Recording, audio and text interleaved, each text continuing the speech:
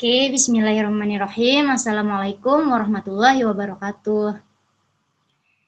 Oke, izin Bapak untuk mempresentasikan hasil dari kelompok kami. Di sini judul kami itu terkait pemanfaatan TIK dan EdTech atau Education Technology dalam meningkatkan kualitas pembelajaran. Di sini saya Nilawati sebagai moderator sekaligus pemateri 2 dan nanti M. Gita Hazani sekaligus sebagai pemateri 1. Baik, untuk pemateri 1 langsung saja silahkan waktu dan tempatnya kami silahkan. Baik, terima kasih kepada moderator. Nah, untuk pendahuluan, pada era digital saat ini, teknologi informasi dan komunikasi atau TIK berkembang sangat pesat dan berpengaruh besar di bidang pendidikan. Dalam pembelajaran fisika, TIK membantu untuk memvisualisasikan konsep abstrak, membuat pembelajaran lebih interaktif, serta memperluas akses siswa terhadap berbagai sumber belajar kapan saja dan di mana saja. Selain itu, penggunaan TIK membuat pelajar lebih aktif.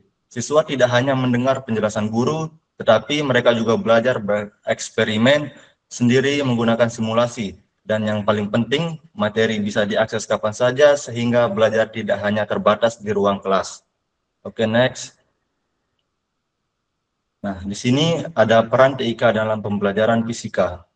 TIK sangat berperan penting dalam pembelajaran fisika, yaitu ada beberapa aspek. Di sini ada 4 aspek, yaitu aspek pertama, sumber belajar digital.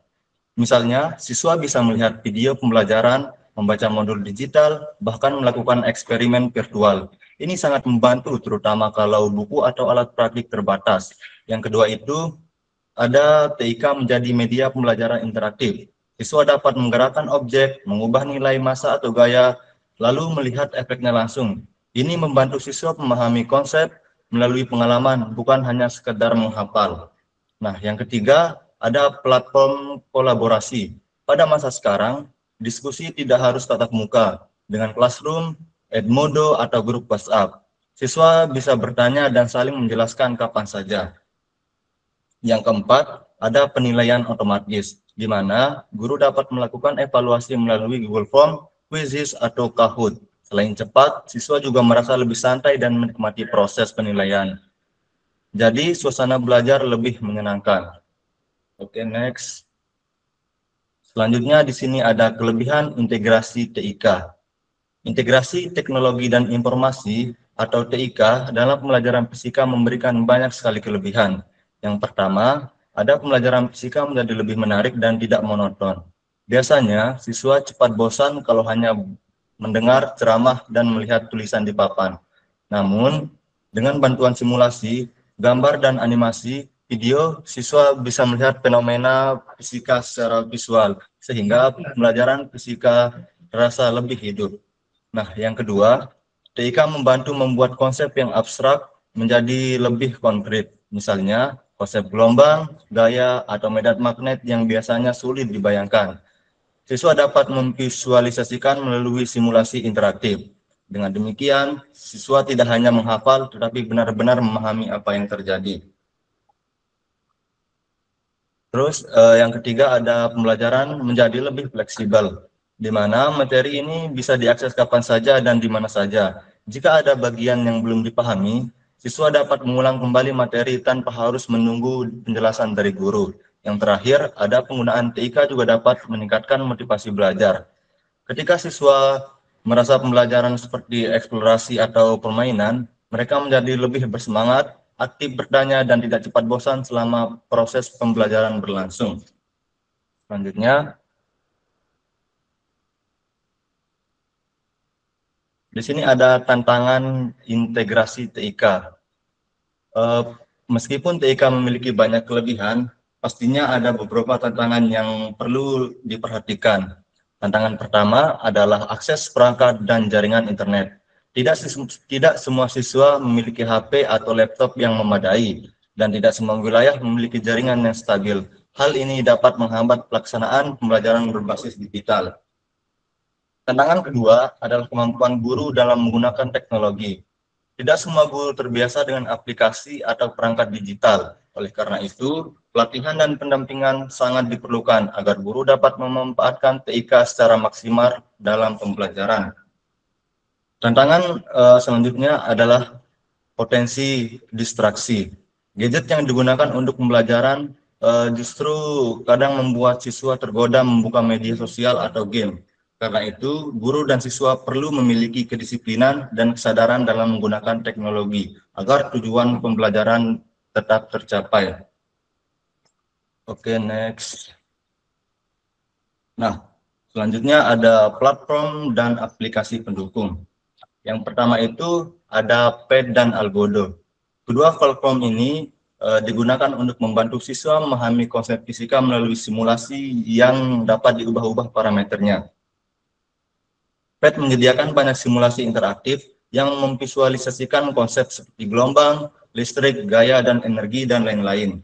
Sedangkan Algodo memungkinkan siswa untuk melakukan percobaan fisika sendiri secara visual. Misalnya percobaan gaya, gerak jatuh benda, tumbukan, atau gravitasi. Dengan simulasi ini, siswa dapat belajar secara eksploratif tanpa harus selalu menggunakan alat laboratorium fisika. Selanjutnya ada Google Classroom dan Moodle. Membantu mengorganisasi kelas, membagikan materi, dan nilai dengan lebih teratur. Kedua platform ini berfungsi sebagai ruang kelas digital. Guru bisa mengunggah materi pembelajaran, memberikan tugas dan kuis, melakukan penilaian, memberikan pengumuman, di mana siswa pun dapat mengakses materi kapan saja dan mengumpulkan tugas secara online. Ini memudahkan proses belajar, terutama ketika pembelajaran tidak harus selalu tatap muka. Yang selanjutnya itu Canva atau PowerPoint interaktif. Guru dapat membuat materi pembelajaran yang menarik dan visual menggunakan Canva atau PowerPoint. Canva memudahkan desain slide yang estetik dan informatif. PowerPoint interaktif dapat dibuat dengan tombol navigasi atau animasi sehingga penyampaian materi lebih hidup dan tidak membosankan. Ini membantu siswa lebih fokus dan memahami inti materi dengan baik. Yang terakhir ada Quizizz dan Kahoot. Kedua platform ini digunakan untuk membuat kuis interaktif yang dimainkan seperti game. Siswa dapat menjawab soal sambil melihat skor secara langsung. Suasana kelas menjadi lebih aktif dan seru. Guru bisa melihat hasil penilaian dengan cepat. Dengan cara ini, evaluasi tidak terasa menegangkan, tetapi justru menjadi pengalaman belajar yang lebih menyenangkan. Sekian materi dari saya. Terima kasih, saya kembalikan ke moderator. Baik, terima kasih banyak kepada pemateri 1, Gita Hazami telah memaparkan materinya. Untuk materi selanjutnya akan disampaikan oleh pemateri 2, yaitu saya sendiri, terkait dengan contoh penggunaan simulasi PET atau Physics Education Technology. Salah satunya bisa kita terapkan di mata pelajaran efek fotolistrik. Jadi tidak semua pembelajaran di kelas itu bisa mudah dipahami oleh siswa. Kadang ada juga materi pelajaran yang bersifat abstrak, yang tidak bisa kita lihat secara langsung. Contohnya seperti efek fotolistrik ini, karena dia skala yang sangat kecil. Contohnya pada tingkat skala elektron. Jadi kita tidak bisa melihatnya secara langsung bagaimana si elektron itu bergerak, bagaimana dia lepas dari permukaan logam, kemudian bagaimana pengaruh antar variabel tersebut. Jadi dengan menggunakan aplikasi PET ini, proses yang tadinya abstrak, yang tidak bisa kita lihat secara langsung, dapat kita visualisasikan atau dapat kita tampilkan dalam bentuk gambar atau simulasi, sehingga siswa tidak hanya menghafal atau menghafal teori maupun definisi atau rumus, tetapi mereka benar-benar dapat memahami konsep dari materi yang dipelajarinya, sehingga konsep yang awalnya sulit kita bayangkan menjadi lebih mudah untuk kita pahami dan dapat kita lihat secara langsung melalui lab virtual atau simulasi seperti PET ini. Kemudian ada virtual lab dalam pembelajaran fisika. Yang pertama, virtual lab itu dapat memungkinkan siswa untuk melakukan praktikum tanpa harus memiliki peralatan laboratorium yang lengkap. Dengan menggunakan laboratorium virtual ini, siswanya tidak hanya melakukan percobaan secara langsung, tidak hanya melakukan percobaan secara langsung meskipun hanya melalui layar laptop saja. Dalam virtual lab siswa dapat kita bisa mengubah banyak variabel tertentu, misalnya besar intensitas dan sebagainya, sehingga melalui proses ini siswa tidak hanya sekedar mendengarkan penjelasan dari gurunya saja, tapi dia juga ikut melakukan analisis, melakukan pengamatan, sehingga pembelajaran terasa lebih nyata. Terus keberadaan virtual lab ini membuat siswa tetap merasakan pengalaman untuk merasakan fasilitas yang tadinya terbatas, sekarang bisa kita lakukan lewat lab virtual. Adapun contohnya seperti PET tadi, kemudian ada Algodo, dan di samping gambar ini adalah contoh dari aplikasi Labster. Nah, biasanya di Labster ini untuk materi-materi seperti medan magnet dan sebagainya. Jadi, dengan adanya virtual lab ini, dia dapat membantu siswa untuk mengembangkan keterampilan observasi atau pengamatannya, kemudian analisis dan pemecahan masalah. Jadi kita tidak perlu menunggu alatnya siap baru melakukan simulasi. Kita bisa menggunakan contoh seperti lab virtual ini. Selanjutnya, apa sih dampak positif lab virtual pada guru dan siswa? Yang pertama, dampak positifnya pada guru, yaitu dapat menyajikan materi dengan cara yang lebih efektif dan menarik. Maksudnya ketika model atau media pembelajaran yang digunakan itu sudah tepat, misalnya menggunakan TIK, media interaktif, atau kegiatan praktik. Jadi siswanya tidak hanya fokus pada gurunya saja, mereka juga ikut terlibat, mereka juga ikut aktif dalam kegiatan pembelajaran itu. Mereka bisa melihat, mencoba, mengamati, bisa langsung bertanya, dan menemukan konsepnya sendiri. Jadi pembelajaran tidak hanya pasif, tetapi mendorong siswa untuk bereksperimen dan mengeksplorasi materi lebih dalam lagi. Kemudian yang kedua, ada penilaian dapat dilakukan lebih cepat dan efisien. Nah, lewat aplikasi seperti Kahoot, Quizzes tadi, kita bisa melakukan evaluasi atau penilaian secara lebih cepat, tidak mesti lewat manual. Yang ketiga, guru dapat menyimpan dan mengupdate serta membagikan materi dengan mudah. Contohnya seperti kita menggunakan Classroom tadi yang sudah dijelaskan oleh kelompok-kelompok sebelumnya. Jadi, guru bisa mengunggah materinya di sana. Siswa bisa mempelajari kapan saja. Mereka bisa mempelajarinya secara berulang. Begitupun lab virtual. Jadi, tidak hanya di kelas, mereka juga bisa belajar kapanpun.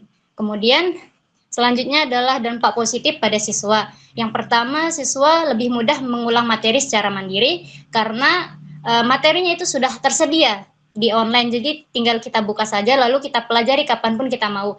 Kemudian ada mengembangkan keterampilan abad 21. Yang pertama seperti berpikir kritis, yaitu siswanya tidak hanya menerima informasi, tapi dia dilatih untuk menganalisis, mengevaluasi, dan membuat keputusan berdasarkan alasan yang logis. Yang kedua, kreatif. Siswanya diberi kesempatan untuk berimajinasi atau menemukan ide-ide baru, ataupun membuat solusi atau membuat karya-karya berdasarkan dari apa yang mereka pahami. Yang ketiga ada kolaborasi, yaitu siswanya belajar secara berkelompok, berdiskusi, atau saling membagi tugas, dan tentunya harus menghargai pendapat teman-teman yang lain. Dan yang terakhir ada komunikasi, yaitu siswanya dilatih untuk menyampaikan idenya secara jelas, baik itu secara lisan maupun tulisan, sehingga mereka dapat mengungkapkan pemikiran mereka dengan cara yang lebih efektif. Selanjutnya, kesimpulan. Jadi, dengan adanya TIK ini, pembelajaran fisika itu bukan hanya sekedar gimana cara kita menggunakan gadget, tapi bagaimana cara kita merancang pembelajaran itu agar dia dapat memanfaatkan teknologi secara tepat. Dengan contohnya seperti menggunakan simulasi virtual lab dan platform digital. Jadi pembelajaran fisika menjadi yang pertama menjadi lebih interaktif. Yang kedua menjadi lebih mudah dipahami. Dan terakhir lebih sesuai dengan tuntutan era digital. Baik, mungkin itu saja yang dapat disampaikan. Kami mohon maaf atas kekurangannya. Sekian dari kami. Assalamualaikum warahmatullahi wabarakatuh.